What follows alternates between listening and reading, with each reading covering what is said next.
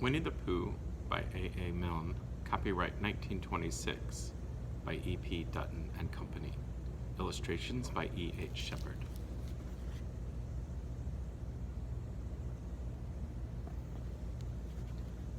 Chapter 2, in which Pooh goes visiting and gets into a tight place. Edward Bear, known to his friends as Winnie the Pooh, or Pooh for short, was walking through the forest one day, humming proudly to himself. He had made up a little hum that very morning as he was doing his stoutness exercises in front of the glass. Tra-la-la, tra-la-la, as he stretched up as high as he could go, and then tra-la-la, tra-la, oh, help-la, as he tried to reach his toes. After breakfast, he had said it over and over to himself until he had learnt it off by heart, and now he was humming it right through properly. It went like this: tra-la-la, tra-la-la, tra-la-la, tra-la-la, rum-tum tiddle-um-tum, tiddle-little, tiddle-little, tiddle-little, tiddle-little, rum-tum tiddle-um. While he was humming this hum to himself and walking along gaily, wondering what everybody else was doing and what it felt like being somebody else, when suddenly he came to a sandy bank, and in the bank was a large hole. "Aha!" said Pooh. "Rum-tum-tiddle-um-tum. If I know anything about anything, that hole means rabbit," he said, "and rabbit means company," he said, "and company means food, and listening to me humming and such like. Rum-tum-tiddle-um." So he bent down, put his head into the hole, and called out, "Is anybody at home?" There was a sudden scuffling noise from inside the hole, and then silence.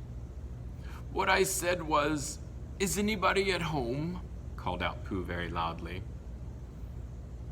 "No," said a voice, and then added, "You needn't shout so loud. Heard you quite well the first time." "Bother," said Pooh. "Isn't there anybody here at all?" "Nobody." Winnie the Pooh took his head out of the hole and thought for a little, and he thought to himself, "There must be somebody there, because somebody must have said nobody." So he put his head back into the hole and said, "Hello, Rabbit. Isn't that you?"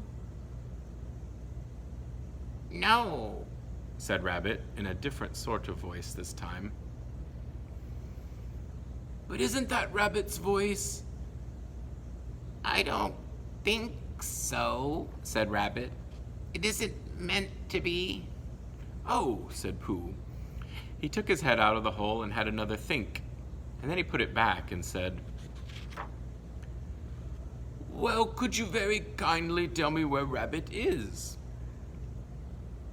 "He has gone to see his friend Pooh Bear, who is a great friend of his." "But this is me," said Bear, very much surprised. "What sort of me?" "Pooh Bear." "Are you sure?" said Rabbit, still more surprised. Quite sure," said Pooh. "Oh, well then, come in." So Pooh pushed and pushed and pushed his way through the hole, and at last he got in. "You were quite right," said Rabbit, looking at him all over. "It is you. Glad to see you." "Who did you think it was?" "Well, I wasn't sure. You know how it is in the forest. One can't have anybody coming into one's house. One has to be careful." "What about a mouthful of something?" Pooh always liked a little something at 11 o'clock in the morning, and he was very glad to see Rabbit getting out the plates and mugs. And when Rabbit said, "Honey or condensed milk with your bread?" he was so excited that he said both. And then, so as not to seem greedy, he added, "But don't bother about the bread, please." And for a long time after that he said nothing, until at last, humming to himself in a rather sticky voice, he got up, shook Rabbit lovingly by the paw, and said that he must be going on. "Must you?" said Rabbit politely. "Well," said Pooh, "I could stay a little longer if you..." And he tried very hard to look in the direction of the larder.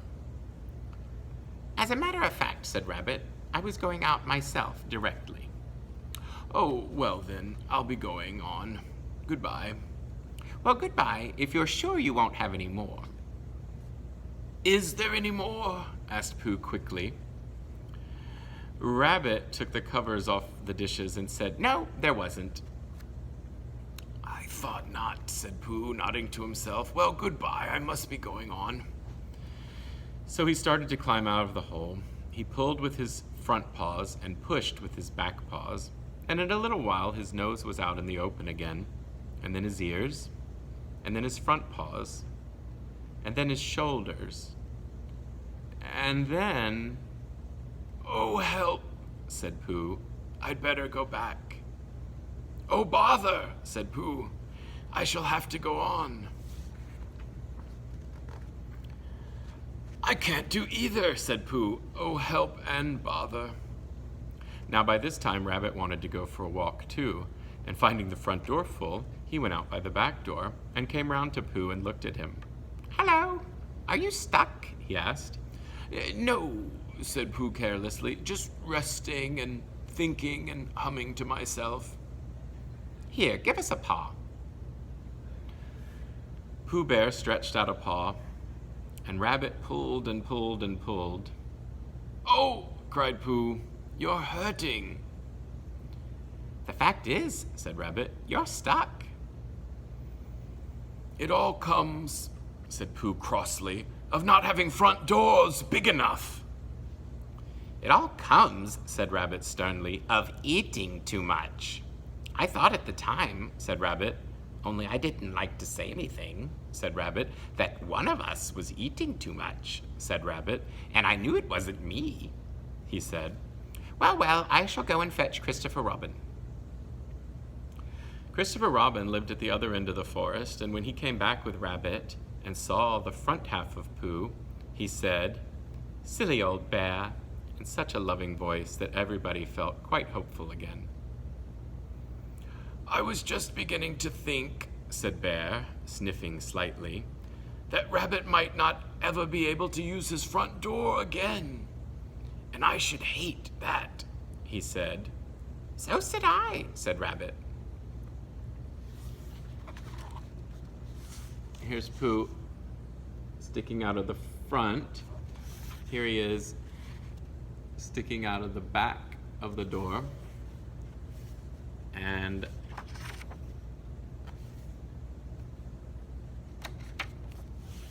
this is on when he was doing his stoutness exercises.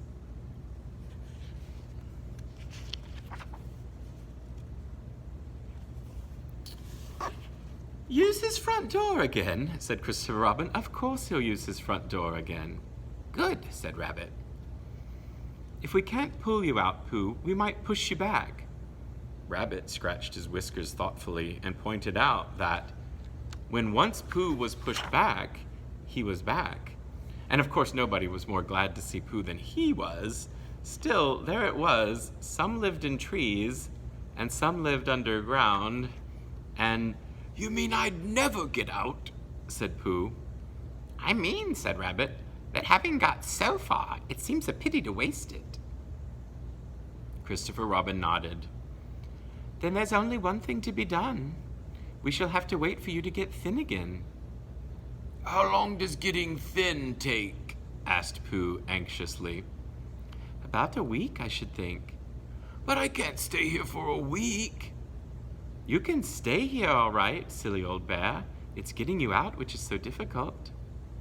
"We'll read to you," said Rabbit cheerfully. "And I hope it won't snow," he added. "And I say, old fellow, you're taking up a good deal of room in my house. Do you mind if I use your back legs as a towel horse? Because, I mean, there they are, doing nothing, and it would be very convenient just to hang the towels on them." "A week," said Pooh gloomily. "What about meals?" "I'm afraid no meals," said Christopher Robin, "because of getting thin quicker." but we will read to you. Bear began to sigh, and then found he couldn't because he was so tightly stuck he couldn't even sigh. And a tear rolled down his eye as he said, "Then would you read a sustaining book, such as would help and comfort a wedged bear in great tightness?" So for a week, Christopher Robin read that sort of book to the north end of Pooh, and Rabbit hung his washing on the south end.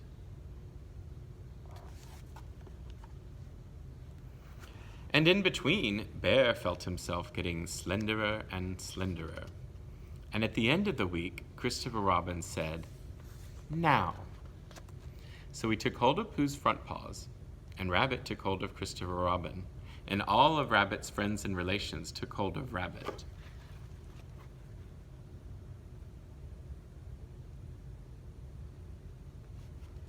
And for a long time, they all pulled together. And for a long time, Pooh only said, "Oh!" and "Oh!" And then all of a sudden, he said, "Pop!" just as if a cork were coming out of a bottle. And Christopher Robin and Rabbit and all Rabbit's friends and relations went head over heels backwards. And on top of them came Winnie the Pooh, free. So with a nod of thanks to his friends, he went on with his walk through the forest, humming proudly to himself. But Christopher Robin looked after him lovingly and said to himself, "Silly old bear."